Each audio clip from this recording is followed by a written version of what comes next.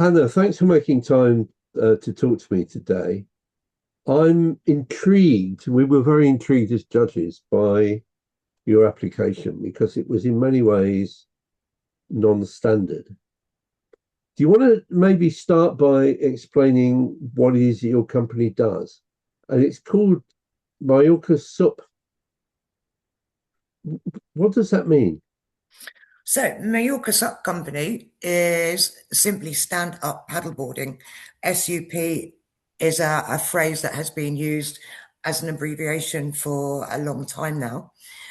So, when I planned to move to Mallorca, with my marketing background, I thought, what will people search for? They will search for Mallorca.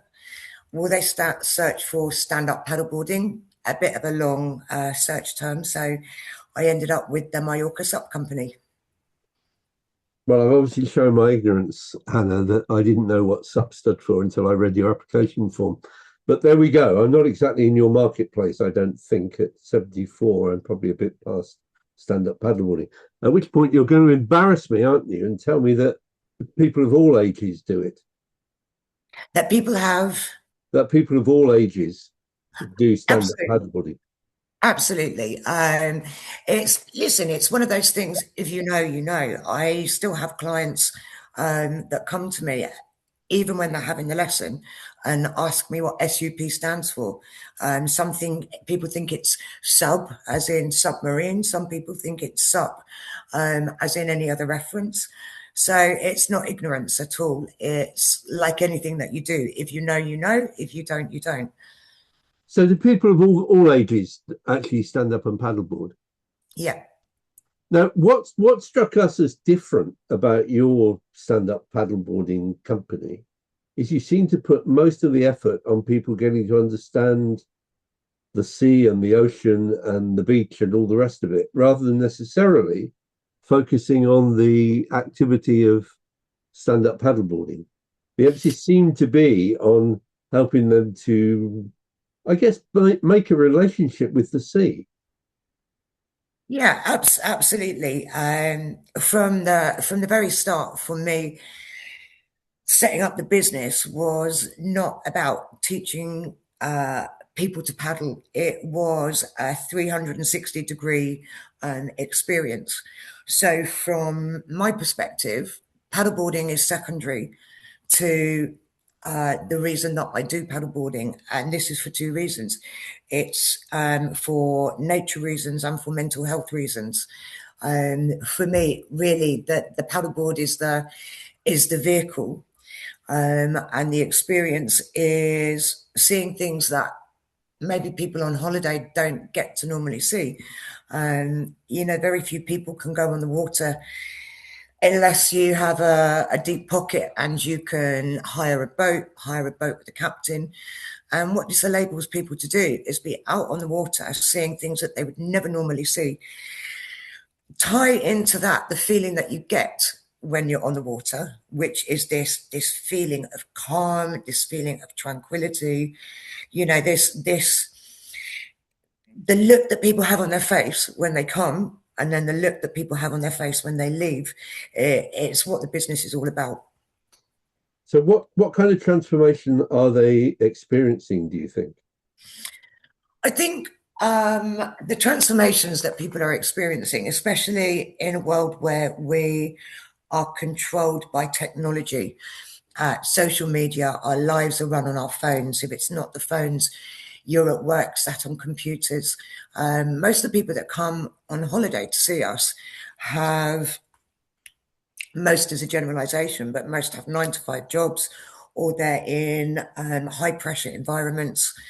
And the transformation is the total relaxation that people experience. Also, you can tie it back to the fact that people see things that they don't see. It's a thing of wonder when you're paddling and a stingray passes under your paddleboard. It's a thing of wonder when people pass over the Posidonia fields and they see the fish intertwined. They come back and not only have they felt something, they've learned something. And when you learn about things, you tend to respect things if you love them. So if I I can't imagine ever doing this. So to some extent, I'm leading you astray, possibly. But is it a very different experience to paddleboard standing up Yeah, to lying on a paddleboard and floating over the water? Are those very different experiences? very different. Very, very different. One of the things for me is I love the water. I have always had aspirations to be a diver, but I have, for various reasons, real problems with claustrophobia. And for me, standing on a paddleboard not only gives me an opportunity to see things below the water that I wouldn't see without putting face mask, without putting the tank on, but also when you're standing on the water as opposed to lying flat on the water, your perspective is totally different. Your perspective of the horizon, your perspective of the mountains behind you, the perspective of the whole environment around you. And yes, you can sit on a paddleboard, you can lie on a paddleboard. When people come to me, I don't put any pressure on what they do. I want to teach them to stand, but most importantly, I want them to be on the water. But it gives you a sense of feeling about what it must have been hundreds of years ago, traveling from island to island, discovering new places, which is what our ancestors did. And this is the slightly poetic side of it that I love. So what brought you to the sea, the particular piece of sea that you work in? I've always loved Mallorca. I got introduced to Mallorca when I was 5 years old, back in 1980, giving my age away a little bit there. But we first started visiting Puerto Poyensa, which is where I live in the north coast of Mallorca, when I was 5. And I came with my mum and my stepdad every year, the last 2 weeks of August, without fail. And having a relatively complicated childhood, that 2 weeks of the year was in my soul. I would literally wait 50 weeks for those 2 weeks. And the memories that I have of being on the beach, swimming under the water, looking for hermit crabs, spending 2 weeks on my lilo, which is a very early form of a stand-up paddleboard. And I've carried those feelings. I stopped coming when I was 18. I did my own thing for 20 years because when you're 18, you think you know better. Never forgot Mallorca. And then back in 2015, I got cancer. And the only focus that I had at this point, I reverted back to what I considered to be my safe place, was get better and go back to Mallorca. And so in 2016, I started coming back here again. I came 1 time a year, 2 times a year, 3 times a year. And it coincided with me starting a paddleboarding business in Brighton. And one day I had a crossroads in my life, shall we say, and a bit of a light bulb moment. And I thought to myself, why am I doing this in Brighton when I could be doing it in Mallorca? I was already taking my paddleboard there every time that I went on holiday. I knew the environment, I knew the opportunities. I also knew that I didn't see any paddleboards when I came here, which absolutely amazed me because Right. in the UK it was blowing up. So in 2019, in the summer, I made the decision to move. I knew that Brexit was on the horizon and that I had to take the opportunity while I had it. And in October 2019, I moved here with my 2 dogs, my 3 paddleboards, and my fingers crossed. How easy was that transition of moving between countries like that? I don't think it was a case of thinking it was easy or not. I think the previous 2, 3 years battling cancer and battling mental health as a result was more, this was a necessity for me, not a problem. I knew that my road to recovery wasn't in the UK. I knew that my road to recovery, both physically and mentally, was being on a paddleboard and being on the water every day. And in the UK, it's so limiting. So I did it without really thinking about it, without thinking about the consequences. And I figured that if it didn't work out, I could always come home again. That was somewhat put into perspective when it got to the start of the first season in 2020, and just as about the resort was about to open, we went into 10 weeks lockdown. So that was the start of my paddleboarding business here. Some might say that that could have caused a problem. For me, personally, it was in some ways a blessing in disguise. I took that 11 weeks to really think about what I was doing, to deal with things that had happened in my past. And when we came out of lockdown, okay, we didn't have tourism, but we did have a lot of locals who had nothing to do and had seen me promoting the business all winter. So I spent that summer in Mallorca, and the only comparison I can potentially give it was I can imagine this how Mallorca was before the 70s, the 80s, before the 90s, because the pace of life was incredible. The community was fantastic. I got to know so many people that summer through paddleboarding, and that's how the community started to grow. So I think what we picked up from your application, one of the things that made your application stand out, was I had a stronger sense from the application than I've had from talking to you now, that really it's the relationship with the life in the sea, which is at the heart of this for you. The paddleboarding is an instrument to achieve that. It's not the end in itself. Is that Exactly. fair? Yeah, it's exactly that. And in terms of your clients, I mean, it sounds as though some of them come back year after year. Oh, year after year, and some of them month after month. I mean, for example, I've just had yesterday a client. This is her 4th year. I taught her to paddleboard 4 years ago, and to all intents and purposes, I could let her loose. She could rent a paddleboard. She could spend time on the water, and but every year she comes here, and she's got a child with mental disabilities, and for her, being on the water, it's like a counselling session. And actually, sometimes it's like a counselling session for me as well, because whereas most experiences, it's teaching, adapting, when Pauline comes back, it's a mutual counselling session. And yeah, I have families, I have groups that they message me in February, in March, they maybe come in August, in September, just to make sure they get the booking. And I think it's a testament. I don't think it's just a testament to me, but I think it's a testament to the feeling that they get as a result of what I've taught them. Now, we gave you one to watch. How did you feel when you got that? Totally blown away, totally surprised. When I was doing my application, I was aware of who I was applying to.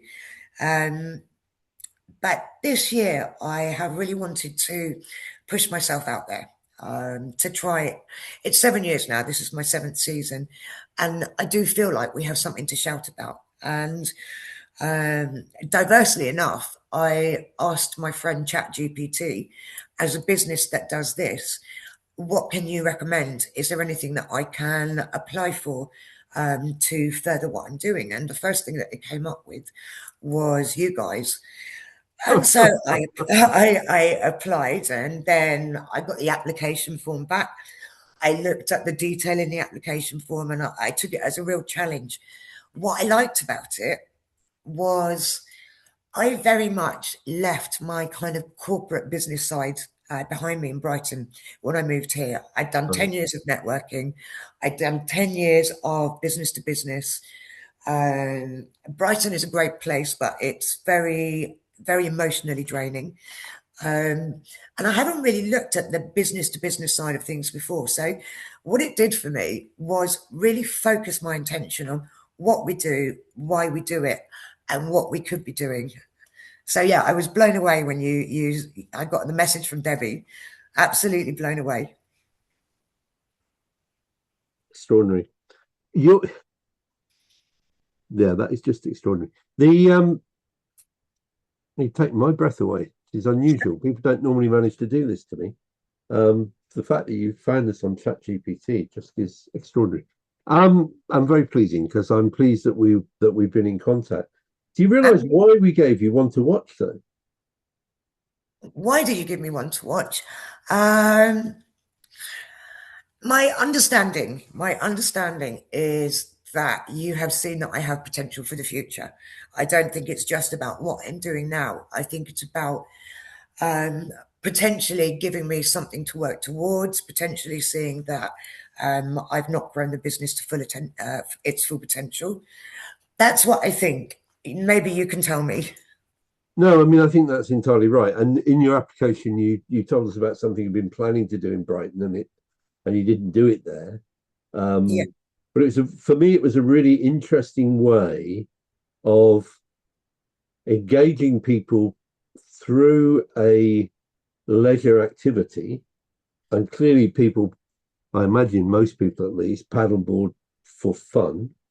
It's an enjoyable, pleasurable activity. And yet, behind it, from your perspective, lies this notion of building some kind of relationship with the sea for yeah, people who would otherwise not have that. I mean, I recognise slightly what you're saying because I've seen um, coral reefs and so on from a glass bottom boat. yeah, I've never dived. I don't particularly have the desire to dive. I think I have a bit of your claustrophobia issue about that. And yeah, I've never thought of paddleboarding as being a way in which one could have that experience. But clearly, paddleboarding is a lot cheaper and a lot easier to organise than it is with glass bottom boats, which bring their yeah, own set of problems in terms of maintenance and safety and so on. So for sure. I just thought what you were doing was extraordinary. Are you planning to do anything with that experience of the oceans thing that you were talking about doing for Brighton? Is that still in your plans for the future? Yeah, it totally is. I mean, when I had the conference planned in Brighton, I was 6 months away from its completion. I had speakers. If you can think about it being a day of inspiration, think about TED Talks. Think about it being TED Talks from an ocean perspective, and actually not just ocean. Even back in Brighton, looking at tourism, when I started my career in Brighton back in 2011, it was for a business that was in the sustainability sector. And so I was talking to many businesses about ethical recycling and learning a hell of a lot about, you know, all of the things that feed into sustainability. So I drew on all of that experience. I drew on what I was starting to learn about, which was the Blue Mind Connection. And I had 12 speakers, I had the event, and then life happened. What can I say? If you're going to put on an event at that scale, you have to be 100% focused. And this was the crossroads in my life. And I needed to make a decision. Do I stay or do I go? And unfortunately, the Oceans Connected conference was the victim of this. But I kept all of the information, I kept in touch with all the speakers, and I've always harbored ideas of certainly using the title Ocean Connected for the purpose of good in Mallorca. And I have things on the horizon which is focused around more of a business offering than a tourism offering for two reasons. We live on an island with a huge coastline, Yeah, and most people live within a stone's throw of the ocean and maybe don't see the sea from 6 months to the next. yeah. And I do think that there's a business community out there that can benefit from what I'm offering to tourists, but in a different focus. I don't want to say too much about it No, sure. because at the moment it's very much in the planning stages. What I can say is that within Mallorca SUP Company and this umbrella brand, I do have one thing planned for October, which I can tell you about because this is the lead out of my season and the lead into the new thing, which is to bring a lady that I've been in contact since 2018 called Lizzie Larbalestia. She has just written a book called The Healing Power of Water, and it's essentially the essential guide to blue health. She released her book back in May. We've been talking for the last 2, 3 years about her coming to Mallorca to speak to my network of people. And this seemed like the perfect opportunity. So whether or not this is a one-off or whether or not I can use this as a springboard, I'll let you know. But just to kind of sum this up then, Hannah, you were excited to get a one to watch. We Yes. were right in recognizing that there was a lot more to come, hence the one to watch. Because we only rarely give people gold or silver in consecutive years, or even, I mean, a few people do manage it, but you do need to be really exceptional for that. See. So it doesn't happen very easily. So that was why you got a one to watch. But I'm really interested in this notion of using what many people would say is just a bog standard tourist experience on the beach of going paddleboarding to Yeah. build something much deeper in terms of their understanding. I mean, is it saying too much to suggest that it changes their understanding of their relationship to the earth and maybe to the planet? I think it changes their understanding to you come as a tourist, and I think sometimes people leave their responsibility at the airport when they come on holiday, and they come and they take and they take and they take. And actually, we have an industry that, to be honest, feeds that greed. Yes. And we, being in any tourist resort, a lot of people are interested in making money regardless of the consequences, regardless of the impact, both the impact on the planet, the impact on the local community.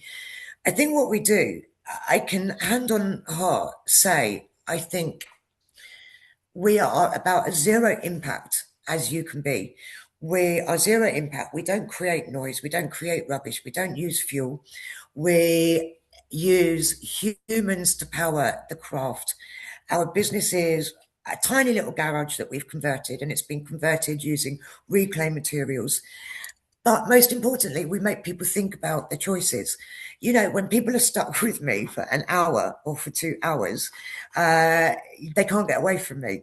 And it gives me an opportunity to talk about, for example, I'm no marine biologist, but I know enough about the Posidonia fields to be able to tell people about the impact that the boats have, the impact that the sun cream has, the impact of plastic pollution. Within that 2 hours, I make them think about their choices, not just on the water, but, you know, think about buying local. Don't think about going to the big supermarkets. Don't think about, think about buying within the community. Because one of the biggest problems we've got at the moment is the top 5% of the businesses in Mallorca, let's say hotels, apartments, Airbnb, the supermarkets, are crippling small business. People like myself, people like the small restaurants, if they're not part of a chain, people are coming to the island, they're not spending money, and they're not investing back into the economy. They're taking natural resources and not thinking twice about it. So, as well as offering a nature positive experience, as I'll call it, we also offer an opportunity for people to think about their choices a little bit more. And this is a good thing to be able to expand on. Hannah, it's been an absolute delight to talk to you. I'm glad that we clearly made the right decision in giving you one to watch. And I Thanks. hope that we'll see another application from you in due course. I think your notion of using a very, I don't mean this unkindly, but a relatively simple tourist experience that Absolutely. most people can afford to achieve a change in consciousness about their relationship to the planet Yeah. is just It is. extraordinary It's and basic highly business. desirable. Well, thank you. And you know what? You guys have really inspired me to push things forward a little bit.